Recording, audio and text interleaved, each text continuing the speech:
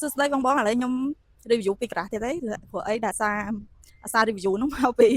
ការងារខ្ញុំគេឲ្យមក review ចឹងណាឥឡូវយើងបាច់និយាយលេងច្រើនយើងចូលសាច់ការហ្មងណាតើតើជាមួយនឹងឡានអ្នកខ្លះពេលដែលយើងបង្ហោះទៅក្នុង Facebook ទៅសួរពីចម្ងល់តើតើមួយឡាននោះមិនបានខូចនេះមិនឡាននេះជិះញ័រញ័រឬមួយក៏វាអត់ smooth វាស្ទក់វាអីចឹងណាចឹងខ្ញុំឃើញ comment នៅក្នុង Facebook ច្រើនចឹងខ្ញុំអត់មិនថាអត់ជឿជាក់គឺខ្ញុំមិនប្រកាសថាចម្លើយខាងណាត្រូវចឹងណាចាំបើសិនជាឡានរបស់លោកអ្នកមានបញ្ហាជិះទៅវាញ័រញ័រឬក៏វាស្ទក់ឬមួយក៏វាជិះទៅវាអត់ smooth ទេអាចយកមកក្រាស់ឡាននេះខ្ញុំបានខ្ញុំធ្វើការ check ជូនឲ្យ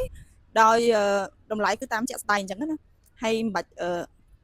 មានកង្វល់ទេដោយសារក្រាស់ឡានពួកខ្ញុំហ្នឹងឈរនៅលើអាជីពឡានហ្នឹងវាច្រើនឆ្នាំមកហើយអញ្ចឹងទាំងបទពិសោធន៍ទាំងភាពស្មោះត្រង់ទាំងទំនួលខុសត្រូវគឺពួកខ្ញុំមានទាំងអស់អញ្ចឹងណាហើយភ្ញៀវដែលគាត់យកឡានមកធ្វើក៏គាត់ដឹងដែរថាមកហ្នឹងប្រកបដោយភាពទំនុកចិត្តដោយសារពួកខ្ញុំធ្វើការងារពឹងផ្អែកទៅលើភាពស្មោះត្រង់អញ្ចឹងណាដូចខ្ញុំនិយាយពីខាងដើមអញ្ចឹងតើតើជាមួយនឹងបញ្ហាឡានជួសជុលដូរប្រេងម៉ាស៊ីនគឺពួកខ្ញុំមានមួយសេតសម្រាប់ក្រាស់ Slowly អញ្ចឹងណាហើយចំពោះទីតាំងដូចខ្ញុំអាសានិយាយអញ្ចឹងខ្ញុំអាចដាក់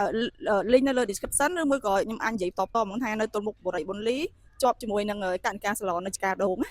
ហើយចាំតិចខ្ញុំធ្វើវីដេអូតាក់ទងជាមួយនឹងផ្លូវឲ្យមើលថាត្រូវមកពីខាងណាអញ្ចឹងណាហ្នឹងហើយអ្វីដែលខ្ញុំចង់និយាយមានតែប៉ុណ្្នឹងឯងគ្រាន់តែខ្ញុំចង់ឲ្យអ្នកទាំងអស់គ្នាជឿជាក់លើក្រាស់ឡានពួកខ្ញុំ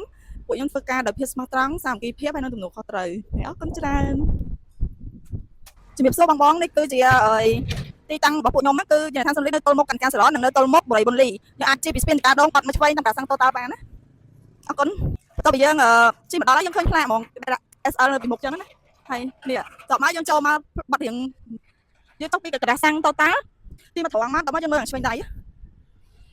នេះយើងមើលខាងឆ្វេងដៃយើងជិះមកយើងឃើញគេដាក់ទស្សនៈបឹងកម្មារុងរឿងហើយកណ្ដាលពួកខ្ញុំគឺនៅហ្នឹងមានផ្លាកមានអីចឹងអាចជិះចូលបានតែខ្ញុំដើរចូលមើលឲ្យដឹង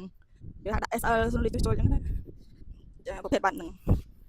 អរគុណបងប្អូនដែលបានទស្សនាវីដេអូហ្នឹងអរគុណ